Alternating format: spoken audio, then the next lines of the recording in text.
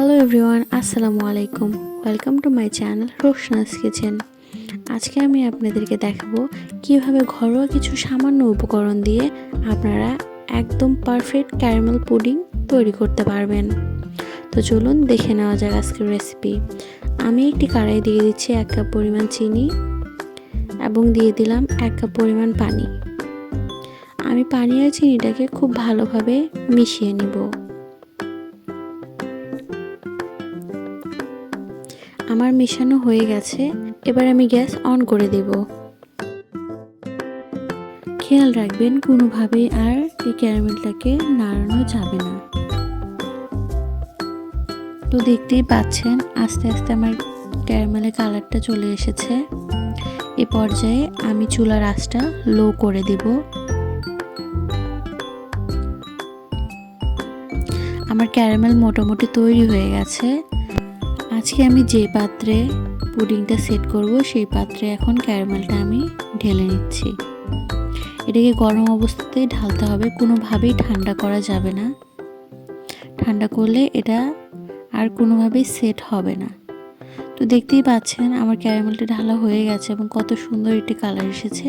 এবার আমি ঘুরিয়ে ঘুরিয়ে পুরো বাটিতে এটাকে সেট করে নেব। আমার বাটিতে মোটামুটি সেট করা হয়ে গেছে। এবার আমি এটাকে রেখে দেব ঠান্ডা হওয়ার জন্য। আমি তৈরি করে নেব পুডিংয়ের মিশ্রণ। আজকে আমি পুডিংয়ের মিশ্রণ তৈরি করার জন্য নিয়ে নিচ্ছি 2টা ডিম। ডিম দুটোকে আমি খুব ভালোভাবে মিক্স করে নেব।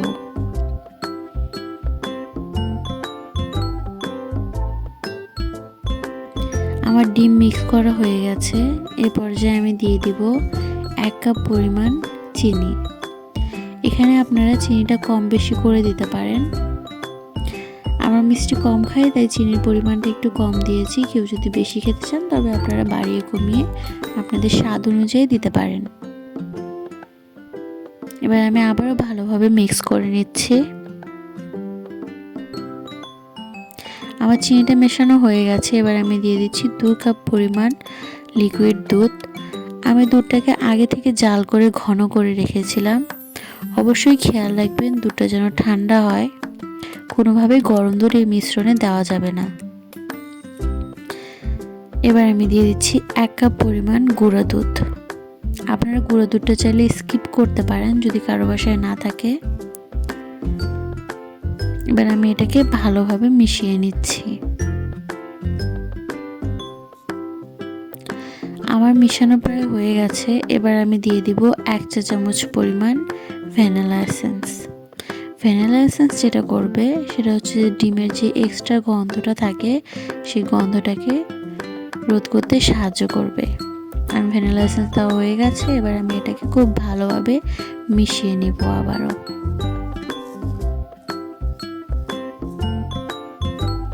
তো দেখতেই পাচ্ছেন আমার মেশানো প্রায় কমপ্লিট হয়ে গেছে।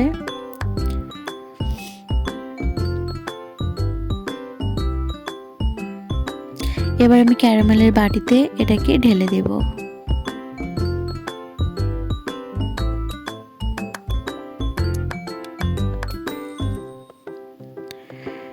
আমি বাটির ঢাকনা দিয়ে দিচ্ছি। এবার আমি একটি চুলোতে প্যান বসিয়ে দিয়ে তার মধ্যে বসিয়ে দিয়েছি স্ট্যান্ড এবং দিয়ে দিচ্ছি পানি। আমি স্ট্যান্ডের উপরে বাটিটি বসিয়ে দেব এবং ঢাকনা দিয়ে ঢেকে দেব। আজকে আমি পুডিংটি বেক করব 15 মিনিটের জন্য মিডিয়াম টু লো হিটে। 15 মিনিট হয়ে গিয়েছে। এ পর্যায়ে আমি এটিকে চেক করে নিব যে আসলে পুডিংটি সেট হয়েছে কিনা। তো আমি ঢাকনাটা উঠিয়ে ফেললাম। এবার আমি একটি টুথপিকের সাহায্যে এটাকে চেক করে নেব। তো দেখতেই পাচ্ছেন আমার টুথপিকটা একদম ক্লিয়ারভাবে বের হয়েছে, তার মানে আমার পুডিংটি সেট হয়ে গেছে। এবার আমি এটাকে ফ্রিজে রেখে দেব 2 ঘন্টার জন্য। তো 2 ঘন্টা পরে ফ্রিজ থেকে বের করে এটাকে আমি একটি চাকুর সাহায্যে প্রথমে বাটির চারি সাইড দিয়ে ছেড়ে নিচ্ছি। আমার ছাড়িয়ে নেওয়া হয়ে গেছে। এবার আমি প্লেটে এটাকে ঢেলে নিয়েছি। তো দেখতেই পাচ্ছেন কি সুন্দর আমার ক্যারামেল পুডিং তৈরি হয়ে গেছে।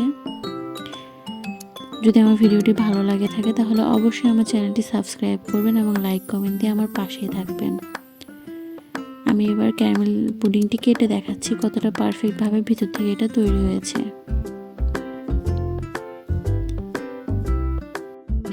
তো দেখতেই পাচ্ছেন ক্যারামেল পুডিংটি কতটা সুন্দর হয়েছে এবং ভিতর থেকে কতটা স্মুথ হয়েছে, একটু দানা দানা ভাব নেই। যদি আপনারা আজকে আমার এই রেসিপিটি ফলো করে ক্যারামেল পুডিং তৈরি করেন, আশা করি আপনাদের পুডিংটিও এতটাই পারফেক্ট আর সুন্দর হবে।